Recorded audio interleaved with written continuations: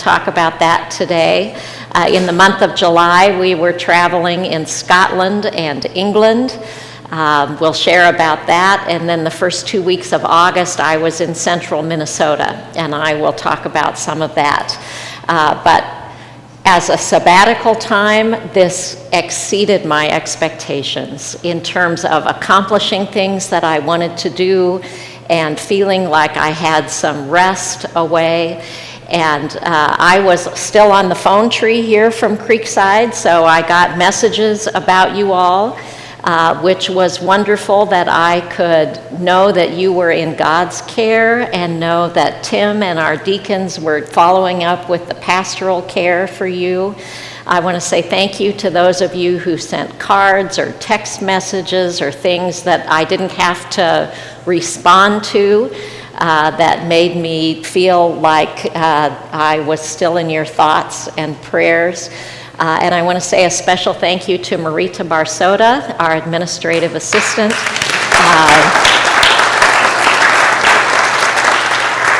She takes care of so many things with so little fuss that I just didn't even worry about any of the administrative stuff. But her experience here and her continuity with us was invaluable to me and to Tim, I know. So, traveling, so if you want things to be predictable and comfortable, travel might not be for you. Because it was a great experience, but things don't always go as planned. So we'll talk a little bit about that today. Some of the slides you'll see are some of the ones you saw in our postcards, but maybe with sort of a broader context for all of that. So, Tim, go ahead. So, I'm going to talk a little bit about why we were interested in Scotland, and then kind of give some background about why we chose to go where we wanted to go. And our interest is because it was an intersection of three things. Rosanna was interested in the history of Celtic Christianity, and especially the monastery at Iona. And I was interested in the McFadden family story. And then we were both interested in walking outside, and especially around the ocean. So Scotland fit that bill. My interest started about 6 or 7 years ago. I can't remember exactly when. I did Ancestry.com genetic testing. Have any of you done that? And my results came back, predictably, that mostly I was Central European. I knew I was German, but then it said I was 20% Scandinavian. And I had no idea how I would be 20% Scandinavian. But the story totally makes sense, and I'll tell you about that. Do we have slides? No, you advance them. Do I turn them on? Point toward. Oh, there we go. There you go. Oops. So, some of you may know, but I didn't know 5 or 6 years ago, but the Romans invaded England about 30 years after Jesus was crucified. And I guess this pointer doesn't work, but they stayed in southern England, and they were there about 350 years, and during the time they were there was when Christianity went from hardly having any presence to being the major religion of the Roman Empire, and it had a foothold in England too. And the Romans pulled out in the early 400s, and they left some Britons who were Christian. And those Britons were not associated strongly with the Roman Church, or at least they weren't part of the Roman Church, and they kind of developed their own brand or flavor of Christianity. And within 30 or 40 years, they sent missionaries to Ireland, and the most successful of which was St. Patrick. And he was there in the early mid-400s and really established Christianity in Ireland. And then within 40 or 50 years, there were Irish missionaries who set out to go to the British Isles. And at that time, there was a kingdom called Dalriada that was really Northern Ireland. You can see Ireland there, right? Most of you know on the lower left. And the islands straight up north of Ireland are called the Inner Hebrides, and those are the islands of Scotland that they first went to. And I need a fishing pole because this pointer doesn't work. But there is, can you see the word Hebrides there by any chance? Just to the east of there is the Isle of Mull, which is just off the mainland. And there's a tiny little island there called Iona. And they gave the man who went to Scotland first, his name was Columba, they gave him that island to start a monastery, and that was in 563. And he got to be strongly associated with the area of Scotland to the east of there, which was Dalriada. And then eventually, within 40 or 50 years, from Iona, they sent missionaries and established a monastery on the other side of England, just kind of east and north of where it says England, at a place called Lindisfarne, which is called the Holy Island. And that was the monastery that took Christianity down into the Angles and the Saxons.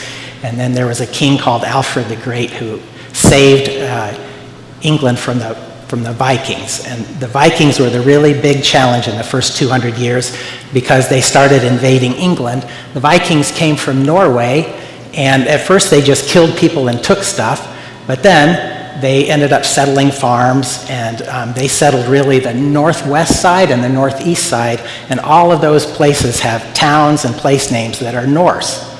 And it turns out the McFaddens were Norwegian farmers that lived on the Isle of Mull. And the place they were from is this little bay that's called Lochbuie. And you've heard of Loch Ness. There's fault right down through the middle of Scotland where Loch Ness is, and it goes from northeast to southwest, and it's called the Great Glen Fault, and the very end of that fault is Lochbuie, where the McFaddens are from. And it turns out Lochbuie is only about 15 miles from Iona, which was a very great coincidence. So that's where we wanted to go. So we went over to the west side, and we went hiking. One of the main emphasis of the Christians who were Celtic was that they thought that Christianity, or that creation is good, not like the Romans had the doctrine of original sin, but that never took hold in England. And they thought that one of the ways you could experience God, oh, this is perfect. Excellent. He did it. So that's a very big help. So Iona is right there, that tiny little island. It's about 3 miles long, and this is the Isle of Mull, and that's Lochbuie right there. Should point to Holy Island. And Holy Island is down right about here. Can you see that? So we went from there down to there and back. So one of the tenets of the Celtic Christians was that creation was good and that you can experience God directly and learn from God's creation because creation is good. And that's what we wanted to do, was get out in creation, which we did. And I was looking on the internet and I found a guy named Martin Hayworth, and he said he had a special interest in hiking with people and teaching them about Celtic Christianity. And I couldn't believe our luck, and we talked with him and he said it'd be perfect. So he took us to that area. I should go back. So we hiked in the Argylls right in here. And that's where some of the earliest Christian churches were.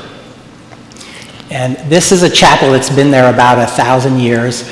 And these are grave slabs from medieval era. And in Scotland, you could go in and this church is unlocked. You walk in and these grave slabs are there and they're all carved and they're 600 or 1,000 years old. And nothing is secured or locked. And I said, in the United States, if you had this, it cost you $20 to get in and everything would be secure. And that's the way all of Scotland was. So we went hiking with Martin, and we could pick prettier slides, but we went all over everywhere. Pastures, there were sheep and cows and lots of obstacles.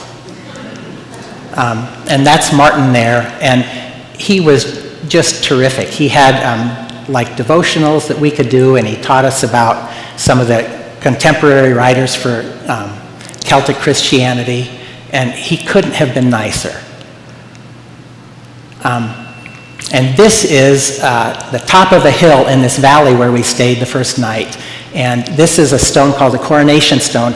And this was a hill that's about 200 or 300 feet up, and it's over this broad valley. And this is the literal spot that was a fort where the kings lived in the kingdom of Dalriada. And so there is a footprint right under my foot there that was carved more than 1,000 years ago, and that's where the kings were crowned. They had a ceremony, and they put their foot in the footprint, and they became king.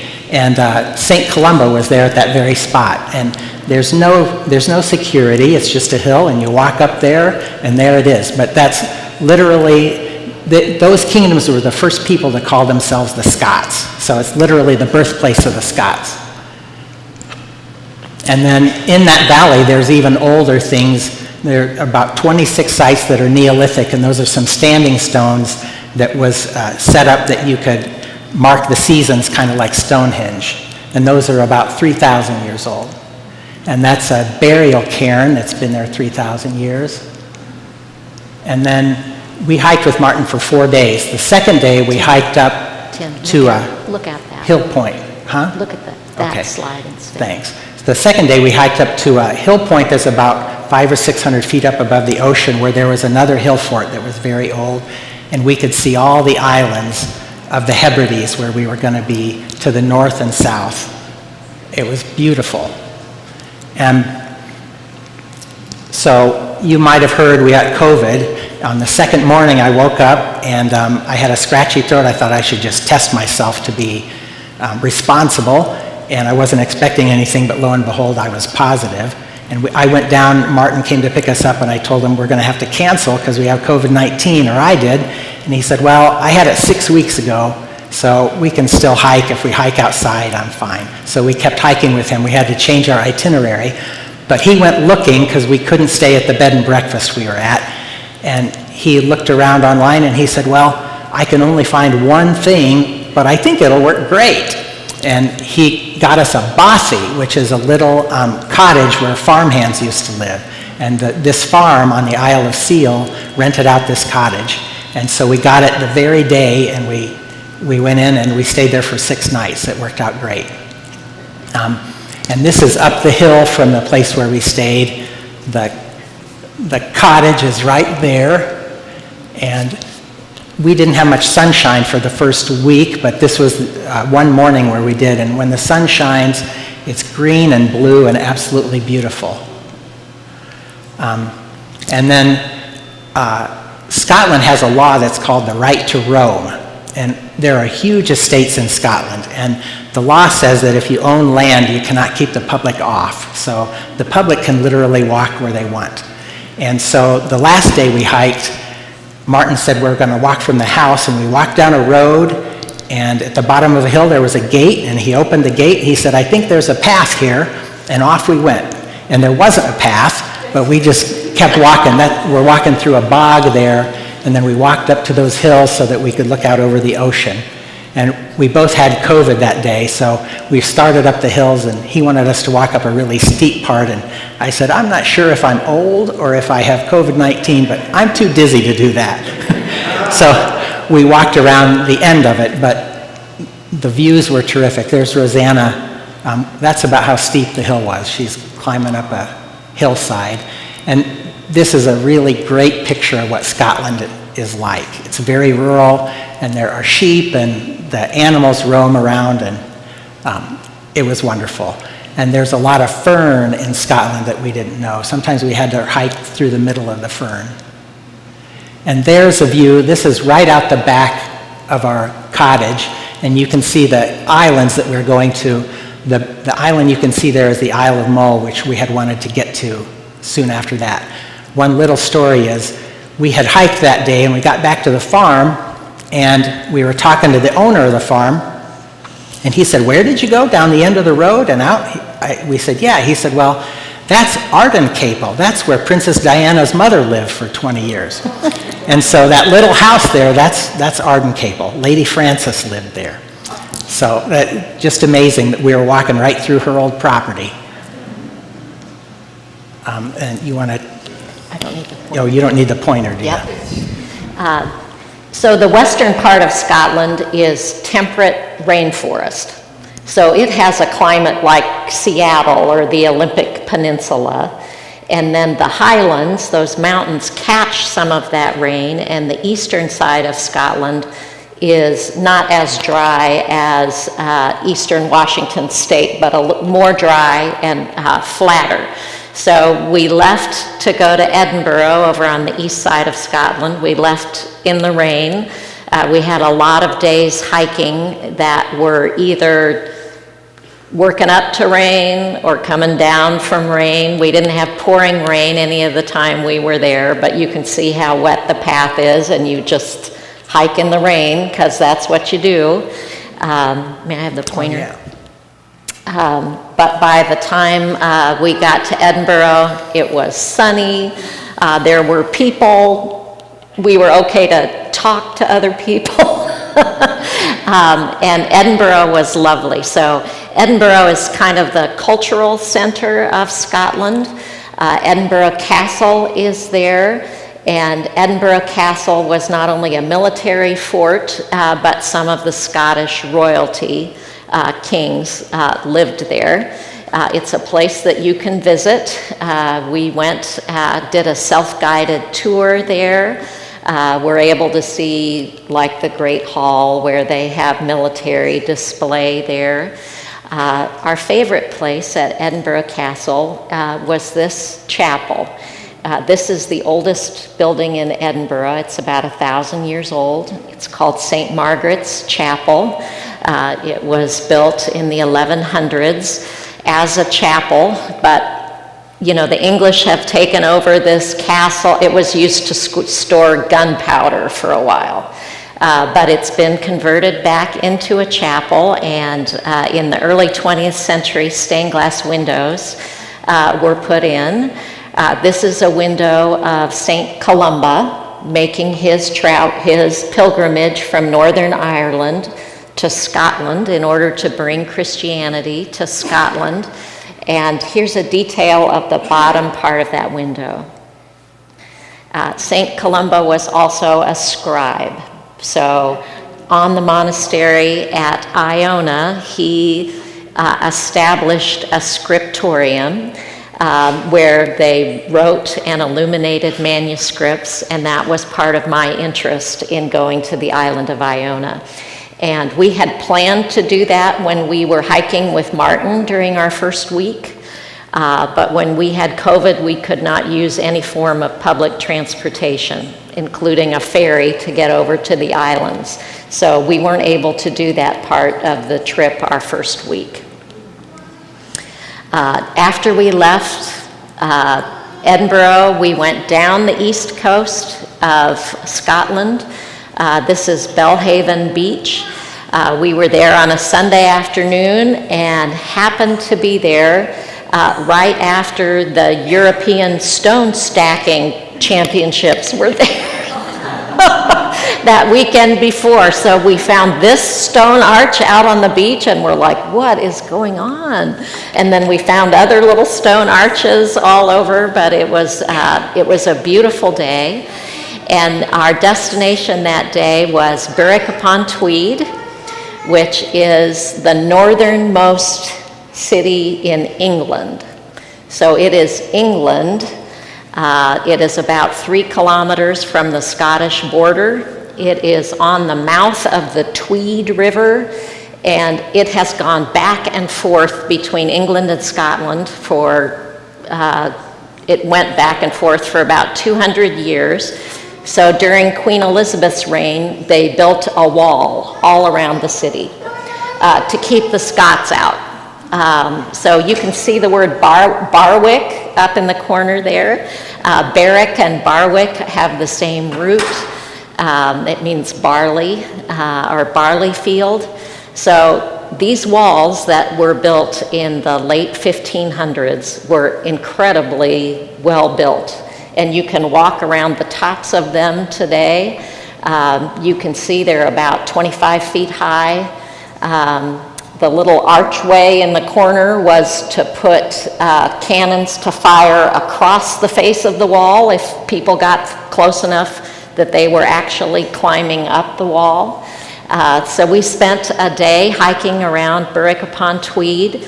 There is Berwick Castle that's right there on the Tweed River. And if you can see the archway up in the corner there, see that? That is part of this bridge, which was a railroad bridge, which was built in the 1850s. It has more than 14 spans across the Tweed River. And a local told us, since the castle is in ruins, they actually took some of the rock from the castle to build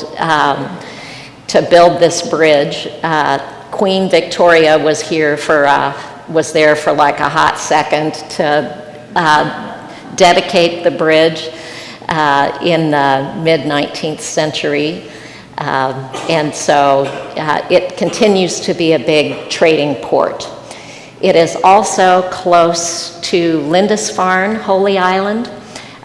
Tim and I took a day to take a ferry tour around the Farne Islands, which are mostly uninhabited islands off the east coast of England. At low tide, there are 28 Farne Islands. At high tide, there are 14. And they are mostly sanctuaries for seabirds and for gray seals. There's also, this is Longman Lighthouse. There's some navigational stuff out on those rocks because especially during high tide, if you don't know what's under the water, it's a dangerous place to navigate. We took a ferry ride out there. The largest and the only inhabited island of the Farne Islands is Lindisfarne. And in England, they just call it Holy Island. There was a monastery established there, but the distinctive thing about Lindisfarne is that it's a tidal island. So half of a 24-hour span, it's not an island at all. It's attached to the mainland, and then at high tide, it's an island. In the 1960s, they paved a causeway from the mainland to the island so that vehicles could drive across that. Before, people would walk or wagons would go, or you'd take your chances and drive a car across the sand. But this is what it looked like in the morning at low tide. This is from the mainland looking towards Lindisfarne. And the poles that go off in the distance mark a walking path to the island. So it's called the Pilgrim's Way. It is how all of the pilgrims and monks would have made their way to Lindisfarne. Of course, if you marked anything on the ground, it just gets washed over twice a day by the tide. There's a pretty simple calculation for when to walk, which is not when the tide is coming in. So you want to go at the lowest point, like with an outgoing tide, a low point of low tide. It's about a 3-mile walk. And when we looked online, they said you either should wear welly boots, rubber boots, or go barefoot. So I started out trying to walk with sandals on, and it turns out that sea mud like that is more slippery than ice. I hit that and went down immediately and had mud all the way up me. So I took my sandals off and walked barefooted. And Tim drove across the causeway and took some pictures of me making the crossing in the morning.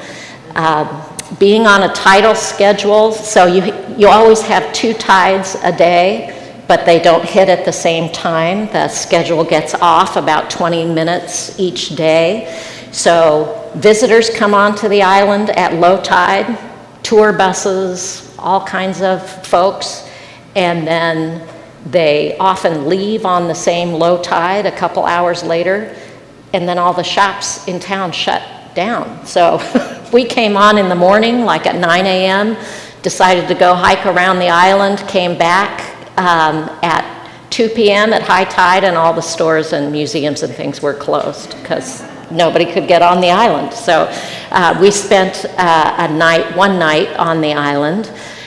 Here is the old Benedictine priory that was there. The original monastery is gone. Here's a geography question. If you go straight east across the North Sea from North England, where we were there, what country do you hit? What? Kansas. Is it Canada? What east? What country is straight across the water? East. Denmark. Denmark. So the folks on this island became pretty prosperous. Prosperous enough to commission some manuscripts, to have pilgrims come there, make offerings. There was a saint who was associated with this, and people donated land in his names. Well, Viking raiders had an easy trip right across the North Sea. So at the end of the 8th century in 794, they came across and killed a lot of the monks, sacked the village, which is a fishing village, burned the monastery, and things never quite recovered from that. The saint who is associated with Lindisfarne is the first English saint. His name is Cuthbert. He was a holy guy, but also kind of a hermit. So this is a little tiny island right off Lindisfarne. At high tide, it is separated from the rest of the island, and at low tide, you can walk across to it. Cuthbert would go out there for months and live on shellfish and rainwater and, whatever. So we hiked out at low tide. There's, you can see the foundation of the old chapel that was there and the cross that has been set up there. One of the things that was wonderful about, here is also, there's a fort on Lindisfarne that was bought by a private owner and turned into a vacation home. It's now part of the British Trust, so you can walk through it. One of the wonderful things about traveling in July in Scotland, all of Scotland is a latitude above all of the continental United States. So we were at a latitude about like Saskatchewan. So it got light at 4, sunrise was like 4 a.m. and sunset was after 11 o'clock. So basically, if it was dark, you could go back to sleep because there was nothing going on. So this picture was taken about 10 at night. We went out hiking on Lindisfarne to see the seals and could hear them calling out in the water. You could kind of see the fort way in the background there, but we just had this long, like hours of twilight in the evening time. And then we headed back towards the west coast through Glencoe. That's the Great Valley that goes from north to south. We had hiked there some earlier. We had beautiful weather this time. It is every bit as dramatic as these pictures look, and there are well-marked paths to hike on. The heather blooms in August, so it was right at the beginning of when the heather was starting to come up on the hills, and we just hiked partway up rocky paths up to the top of the mountains, and got back with the rest of the family over on the Isle of Mull, and Tim will talk about that part. So part of the terrific thing that worked out with our planning was we had a chance to go with, I have 2 older brothers, Dan and Dave, and I have a younger sister, Joy, and my brothers and their wives and Joy came with us, and we went back to the Isle of Mull, and we stayed in a town called Tobermory, which is at the very north end of the island, and this is one of the shots. It's a very pretty little port town, and there are only 1,000 people that live in Tobermory, so it's not a very big place. But they have, for decades, they've painted the front with very bright colors, and they used this storefront, picture front, for a BBC television show for kids called Balamory. And so for kids who are in their 30s in England, this is like Sesame Street or Mr. Rogers' Neighborhood to see this. The characters, they based characters based on the colors of the buildings. I can sing the theme song for you, Yes. but it's an earworm. But in this storefront, there's a chocolate shop and 5 or 6 restaurants and a little museum, and there's I can show you here. And there aren't many places to rent, so a year ahead of time we went looking, and we ended up with a big place that was bigger than big. It was gigantic. But it looked out over the water, and it was wonderful. It had 2 great big study rooms with big couches and a telescope. You could look out over the water, and we could see ships going by. And that was terrific. It was built in the 1850s, and they had a big stuffed eagle on the staircase that turns out they stuffed it in like 1880, and it was still there, and you could rent it. So that worked out fabulously. Those are my family. The house is actually bigger than it looks in that picture. And there are my brothers, Dan and Dave, in front of the distillery. The middle one's Dave, and the one in the turquoise is Dan. Yeah, so. And then the Isle of Mull, just to explain a couple of things. The island is about the size, by square miles, it's about as big as Elkhart County. It's about 26 or 27 miles north to south and 30 miles east to west. And the little red dot is Tobermory. And to get down to Iona, we would have to drive around like this and down that way. And Scotland being Scotland, the roads were very narrow and small. In fact, it was about 50 miles, and all but 11 miles was a 1-lane road. I mean, 1 lane for both lanes of traffic. So it's called single track roads, and they had little turnoffs, and you'd have to watch for cars coming and then pull your car over to the left and let them pass. And there's a whole etiquette system for how to do that. But it was pretty nerve-wracking when we looked at our plans. We thought, oh, we'll go down there an hour and a half, Well, if you had to hurry, and you'd make it in 2 hours to go 50 miles. It was pretty nerve-wracking at times. And then to show you again, this is Lochbuie, where the McFadden name comes from, and there's a castle there. And to get there, you had to drive down a 1-lane road that was even narrower. It was like just as wide as a car, and that was it. And you going over hills and around hedges, and you just couldn't go more than 15 or 20 miles an hour. And so that was about 8 miles down that little road just to get to that bay. And then one of the days, we drove all the way around and went to a little town called Finnefort and picked up a ferry, and we went over to the Isle of Iona. Do you want to tell them about Iona? Yeah, I can tell you more about Iona. All right. So it's a very short ferry ride across to Iona. This is Martyrs Bay is where the ferry goes, because the same Viking folks who raided Lindisfarne and Holy Island on the east coast made their way around and sacked and burned the monastery at Iona. Iona has been rebuilt. There is an abbey there that was rebuilt in the 20th century. There's an active community there. There's the abbey in the background.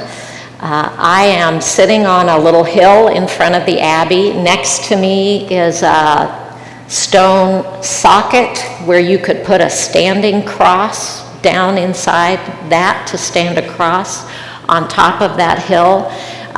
They have found the timber remains that were the scriptorium of the monks in the 7th and 8th century.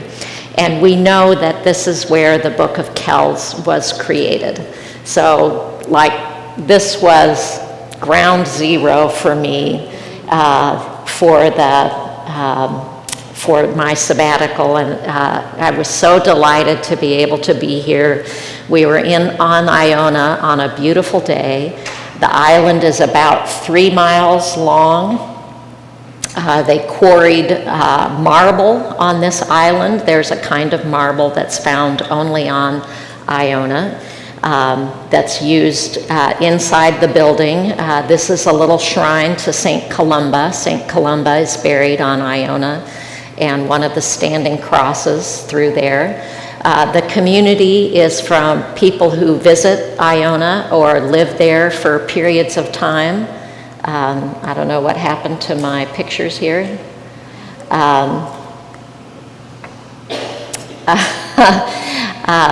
But Iona was the only worship space that we saw in all the churches and things that we went into that had any provision for children. There were children's toys there, And the sacristy, which is where you keep the communion elements and stuff, at Iona, it was filled with instruments, pianos and guitars and things, because people actually use those things there. So we're back a little ways from that, Gary.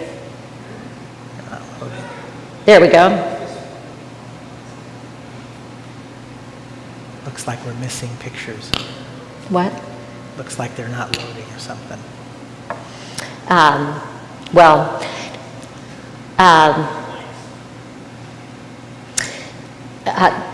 Tim and I and Dan and Wendy hiked Columba Bay on the south end of Iona. That is where Columba was said to have landed when he came from Ireland.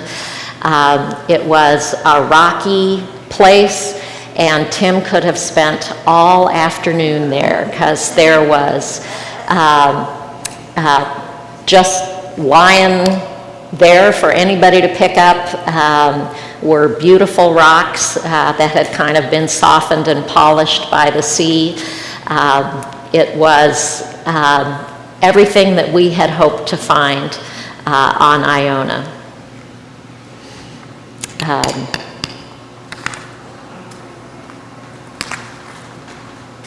What would you like to do? I don't know. We'll just talk. You think we'll get there if we keep... We'll see what we get. Yeah, there. I don't think so. Just keep going. There is one. Oh, you just turned it on. No, I didn't. Well, you might have to use your imagination. Miss out on all those McFadden family pictures. If you're highly interested, I'll show you on my phone. But when we came back from Iona, on the way back was Lochbuie, where the place where the McFadden name comes from. And we had read about that in websites and a little bit skeptical, but all the locals said that was true. McFaddens come from Lochbuie. And it turns out the entire Isle of Mull was given to the MacLean family in around 1350, because they helped the first national king of Scotland, Robert the Bruce. They helped him in the Battle of Bannockburn. And they were granted the Isle of Mull, and so they were given the land, and they got the land, and they were the government. So they had to put the people living there, they had to get them to fall in line. And we had heard this story about McFaddens. They built a castle right on the edge of the bay right there. And the story was that the MacLean leader had a big feast, and some of the locals weren't following along. And so he invited everybody there, and he went up to a high window in the castle, and he shot an arrow at the McFadden leader, and he was eating a big piece of mutton, and it hit in the bone, and he ran away, was the story. So they found their place. But then when we were there, there's a sign by the castle that said the MacLean person, it didn't hit the bone, it went through his throat and killed him, which probably makes more sense. But the McFaddens became a sept of the MacLeans, which means we're a branch of the MacLean clan. Not that we like the MacLeans or anything. But then in 1790, one of the McFaddens there, William McFadden, went to the United States and came in Philadelphia. And so that's where we know our definite family history starts. And they were in Pennsylvania until the 1830s, and then moved to Ohio. And when they moved to Ohio, they joined the Church of the Brethren. So that is that story. But we got a chance to go to that little valley, and there's actually a stone circle, I can't show you pictures, but of standing stones that were people worshipped in that circle 2,500 years ago, before there were any Gallic people or Romans or Norwegians or anything. It's just really amazing to think that my ancestors long ago saw those same stones sitting there. And the island is just absolutely beautiful. They're craggy mountains, and it's very rugged, and there are cliffs right to the edge of the ocean. And I told you that it's about the size of Elkhart County, but there are only 2,300 people that live there year-round. It's a very rural place. So it was very fun to go see. Do you want to say anything about Highland Games? Oh, we had some pictures, but by total coincidence, the week we were there, the town of Tobermory had their Highland Games. And in the summer, there's a group of people that, it must be a company, but they run Highland Games and they go from town to town, probably like a traveling circus. And so there were great big guys from outside of Scotland too, but from around Europe, and they came and did traditional Scottish throwing games. And have you seen what's called throwing the camber, which is the big telephone pole? They run and have to throw it. It's a tree trunk, but it looks like a telephone pole, and they have to make it turn over and land straight, and they get points for doing that. And they throw rocks, and then the town of Tobermory has an old cannonball that was found 100 years ago, and they have a contest to see who can throw that cannonball. Anyway, it was a whole day-long festival, and we were there to see it. That was a great time. So, go ahead. Yeah, no, kind of don't know what to do now, but we returned from Scotland at the end of July. Tim's brothers and their spouses stayed a bit longer. Joy traveled home with me, and we all made it, even though there were a few little bumps in the road there. It was part of what was challenging about our travel was we were there while the government of England had told British Airways not to schedule any more flights because they were having strikes from their ground crew in the airport in London. They didn't have enough ground crew to cover stuff, so they canceled all flights or they didn't book new flights for a week. And that was the time that we were trying to get home. And our flights that we had made more than a year ago had been canceled, so there was some adventure getting home. It all worked well. And then August 1st, I went to central Minnesota to St. John's Abbey. St. John's is a Benedictine abbey. They have also started a prep school and a college university there. The university is a D3 school that has a really good football program, so people know the Johnnies for that. But I was there because this is the group that had sponsored, oh look, here we are, had sponsored the St. John's Bible. So I'll go through some of these really quickly. This was from the community at Iona. There's a crate of kids' toys. Here is St. Columba's Bay. Thank you, media folks. Somebody had made a labyrinth out of rocks there by the bay. There's a close-up of some of the rocks. Tim could tell you what they were. We brought several pounds of them home in our suitcases, but they were super cool. Here's the stone cairn at Loch Buoy. On some Google Maps, this comes up as the McFadden cairn. Here's the stone circle. Here are all the siblings at the stone circle. So Joy's in the front in the pink, Dan and his wife Wendy, and then Renee and Tim's middle brother David was the group that was there. There's Moy Castle at Loch Buoy, the used to be McFadden, now McLean Castle.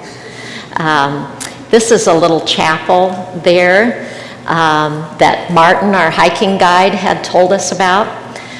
This is at Loch Buoy. The McFadden legend says that one of the early McFaddens was the clergy at Loch Buoy, and they built a little chapel there. Here's the entrance to St. Kilda's. Here is an old foundation stone that they found. You can kind of see a Celtic cross carved in there. So they think the original foundations for this stone were 7th or 8th century, the original foundations of this chapel, and they found this when they built the new chapel on. But here's what was cool for me. Here was what was around the inside of that chapel walls. The Beatitudes were written all around the walls of that chapel. And that is right across the bay. That's like a stone's throw away from the bay at Loch Buoy. This is the island of Staffa, something we took a trip to. We'll go through this quickly, but there were puffins up on top of the island. That was very fun. They're migratory. They leave in August, so we were there right at the end of the puffins' time. This is the parade at the Highland Games. This is the Oban Pipe Band.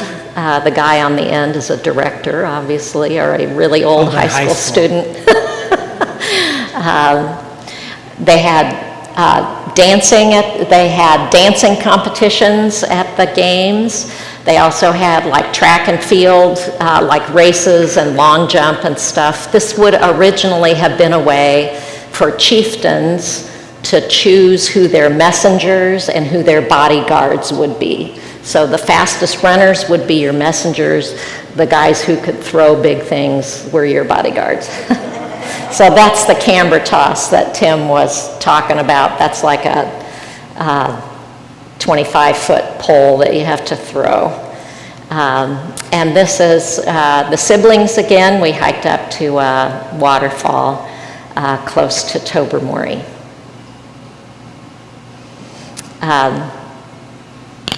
I'll say just a bit about the driving. We rented a car while we were there. Tim mentioned the single track roads. Sometimes there was not much of a shoulder on those roads. Fortunately, there wasn't much traffic either, but there were lots of blind corners and blind summits. So just like we didn't see any accidents. We didn't cause any accidents. But just like in life, the thing that doesn't work is if you say, okay, I'm going and everybody else has to get out of the way, because that would have been disastrous. So we found out there's actually a road rally on the Isle of Mull. The British Racing Circuit does a road rally there in October, and they run speed courses to see who can drive. It's not a race, so there aren't multiple cars at the same time, but they run these tracks to see who can go the fastest over these windy, terrible little roads. Here's a little bit of food. That's Tim in Edinburgh with a haggis burger. Haggis is a Scottish meat product that's made from oatmeal and ground up sheep lung and heaven knows what else, sheep products. It's a little bit like a salty ground beef, but you put it in a sausage casing. If you've ever been in Germany or other places of Europe where they have meat puddings, like a black pudding or a blood pudding, it's kind of like that. You put a slab on a hamburger and it's a Scottish burger. We got some great seafood. This was in the little port city of Oban. That's meant to feed 2 people. Here is Joy and Dan with some mussels. Mussels in garlic cream sauce were awesome. So we had very good shellfish and food. We also had lots of company in restaurants. In England and in Scotland, people often had dogs with them in the restaurants under their tables. This was the restaurant owner's dog, who was very friendly and pretty well behaved. We talked to her and she jumped right up on the seat next to me. Didn't beg, just the greeter, right? So, and then I'll quickly go through stuff for St. John's. This is the Abbey Church at St. John's Abbey. Most Catholic churches don't look like this. They commissioned this church back in the 1950s, pre-Vatican II, and built this very modern at the time church. They are a forward-looking group of folks, but they are also rooted in the Benedictine tradition, part of which is welcome for guests. So this is part of the rule of Saint Benedict that's taken from Matthew, and Matthew's direction to, you were a stranger and you took me in. So I reserved 2 weeks at this guest house. They told me a suggested donation, but they are open to people who don't have the ability to pay. That is part of their philosophy as their guest house. I lucked into a great spot to stay. So this is the guest house looking out onto the lake. The bottom level are single bedroom places that look out onto the lake. The middle level is the dining room where all that glass is. There's a big patio next to it. And then my suite is the window right above the dining room that looks out onto the lake. The Abbey's built on Lake Sagatagan. That's the back of the Abbey Church, which you saw from the front. The little brick building is a beach house that there's a little swim float and there are boats and things available to guests. So I did not expect to go kayaking when I was up there working on my manuscript, but that was awesome. There were paths around the lake. I had a great space to work. I also had great resources at this library. You can kind of see in the window the reflection of the cross from the Abbey Church. The monks told us the most important thing is the church, and the second is the word and the library. So those two things are at the heart of campus. And this is the community that commissioned the St. John's Bible, which is an entirely hand-lettered Bible. The project began in 1995 as a celebration of the new millennium. It was completed in about 2010. The originals of this manuscript, which are hand-lettered on calfskin vellum, live in this library. They have a special gallery to display those pages. And this is the project director, Tim Turnus, who was just terrific to me while I was there. He gave me a private tour of the actual pages of the Bible and talked about his role and how this Bible was created. And I told him what I was doing there, and he said, "Oh, I'd like to see your manuscript." And I said, "Oh, okay." But he was very kind. He brought a couple interns and came over to the guest house. And so the time there working was great, but I also had some time to just hike and be outside. This is the Great Hall, which used to be the Abbey Church before the new one was built. They were hosting the All-State Choir, the Minnesota All-State Choir. This was the director's concert, so the high school students are sitting in front of me, and the directors are back underneath Jesus up there. This is a huge vaulted space, so it was a wonderful resonant space for that. So I got to do some things like that, and then also just some hiking around the lake. It was a beautiful time to be there, a luxury to be away and have only my own project to work on. That has been such a gift of this sabbatical time. I'm very excited to share the manuscript with you on September 10th. It has just been a wonderful and life-giving time away. Carrie and the planning team know that what Lily tells you in the application is they want you to do something that makes your heart sing. And we more than accomplished that. And that might have happened in some form without funding from Lily. It could not have happened without your support and encouragement. And I am just so grateful to the planning team who actually started this idea for us. The meal that we are about to have is also paid for by Lily. They provided funding for congregational activities, your time with Bob Bowman, Tim's salary while he's been here, and things like this meal.